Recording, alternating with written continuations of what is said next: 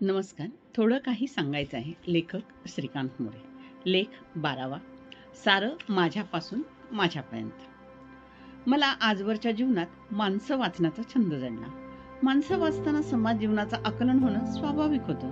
कुटुंब व्यवस्था हा समाज व्यवस्थेचा भाग. पण अनेक छोट्या छोट्या म्हणताना अत्यंत साध्या, आपण ज्याकडे सहसा विचार प्रवृत्त होत नाही, ज्याचा विचार करत नाही, अशा लहान गोष्टींचा विचार करा. मी आपणापुढे हेच मांडणार आहे. आपण नेहमी जे आहे त्याचा विचार कधीच करत नाही, जे नाही त्याचा मात्र विचार नेहमी करतो. म्हणूनच जीवन क्षणिक सुखाच्या मागे लागून वाया घालवतो. आपण नेहमी जे आहे त्या क्षणाचा कधीच विचार करत नाही.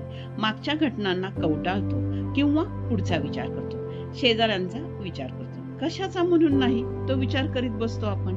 असो, मी हेच सांगतो आहे, स्वतःचा विचार आधी करा. आहे तो वर्तमान काळ आनंदात जगायला शिका. भूतकाळही आनंद देईल, भविष्यकाळही आनंद देईल. छोट्या गोष्टींचा विचार करा. कुटुंबाकडे लक्ष द्या. कुटुंब सुखी आनंदी तर आपण त्याचे घटक असल्याने आपणही आनंदी. कोणी आले तर मनात नाराजी असली तरी हसत स्वागत करा. समाधान मिळवा. जीवनाला नदी प्रवाहाप्रमाणे ठेवा. सारी माती प्रवाह सामावून घेते. सारी घाण नदी कुठेतरी बाजूला ठेवते. शुद्धता स्वतःची ती करून घेते. तसंच आपणही साऱ्या चुकांचं प्रायश्चित्त करायला शिकलं पाहिजे. चुकांचं प्रायश्चित्त केल्यानं मनाचे तणाचे शुद्धीकरण होते. संतांनी म्हटलंच आहे, तन शुद्धता तो होगी, मन शुद्ध कैसे होगा. त्यासाठी चिंतन, भक्ती, मनन प्रत्येकाने आपल्याला जे जमते तो मार्ग स्वीकारावा आणि प्रायश्चित्त घ्यावे किंवा करावे. आजकाल आपण स्वतःमध्ये एवढे मग्न असतो की आत्म्याच्या मनाच्या शुद्धीकरणाचा विचारच आपल्या मनात नसतो. आपापला धर्म प्रत्येकाने पाळावा. जसं की बापाने बापाचा धर्म पाळावा, पत्नीनं पत्नीचा धर्म पाळावा, मुलाने मुलाचा धर्म आणि मुलीने मुलीचा धर्म पाळावा. थोडक्यात काय, नाती आणतात कटुता, नात्यांचे ओझे वाटता कामा नये असा आपला जीवनमार्ग असावा. पण आपण राग, मद, मोह, मत्सर, माया यांचं संतुलन हरवून बसतो. मग आपल्याला आपला धर्म पाळता येत नाही. समाजात जे काही दिसते, समाज व्यवस्थेची गरज निर्माण होते, ती केवळ माणूस म्हणून स्वतःला विसरतो. स्वतःचा मानव धर्म पाळण्यास विसरतो.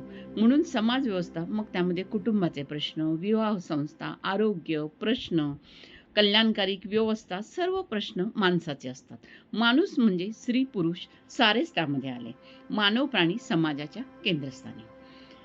आपली मानवी संस्कृती, त्यामध्ये आपण व्यक्तिगत संतुलित प्रत्येक जण झालो तर समाज प्रश्न आपोआप सुटतात. असो, आनंदाने एकत्र या, आनंदाने परत जा. असं होतं का?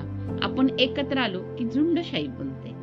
आपले एकीने एकत्र येणे वादविवादाने रंगते आणि मान अपमानाने भंगते.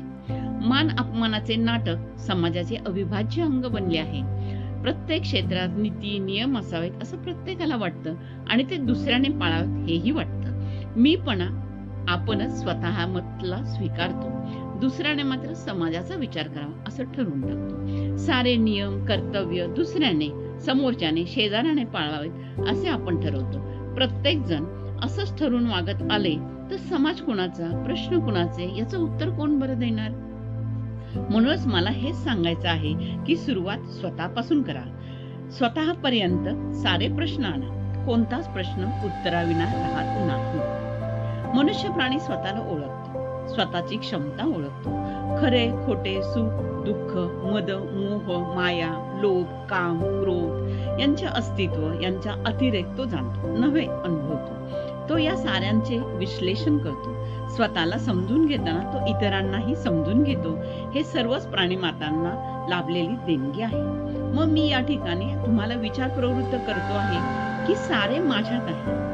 मी मग माझ्यापर्यंत का बरं येत नाही? नेहमी स्वतःभोवती कुंपण घालायचे आणि कुंपणाबाहेरचे जग धुंडाळत बसायचे. ही माणसाला सवय लागलेली आहे. माणसाला जीवनाचा अर्थ समजण्यात अडथळा निर्माण करते. म्हणूनच मला म्हणायचं आहे, सारं माझ्यात आहे. स्वामी विवेकानंदांनी हेच तर मानवाला ज्ञान दिलं आहे. तू सर्वस्व आहे. तू स्वतः ब्रह्म आहेस. मानवा, तू तुझ्यात डुंबायला लाग. तुला विश्वाचे आकलन होईल. मानव स्वयंप्रकाशित आहे. मग बाहेरून येणारे प्रकाश किरण आपला अंधकार दूर करण्याचा प्रश्नच उद्भवत नाही. म्हणूनच मानवी जीवनाचे यश हे माझ्यापासून माझ्यापर्यंत आहे हे विचारात घ्यावं. धन्यवाद. आपला परिवार मनोरमा परिवार आपल्याला आवडला असेल तर निश्चित लाईक करा. धन्यवाद.